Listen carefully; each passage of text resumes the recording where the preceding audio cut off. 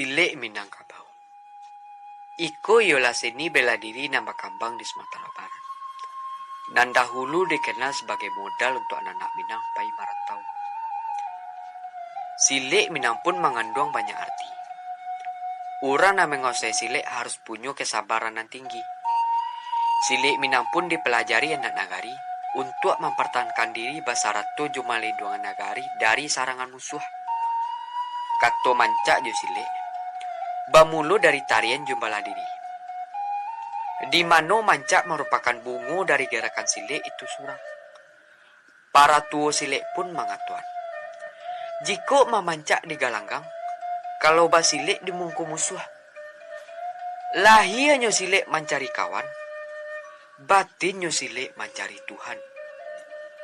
Musuh hendak dicari. Jika basobok pantang dilaan.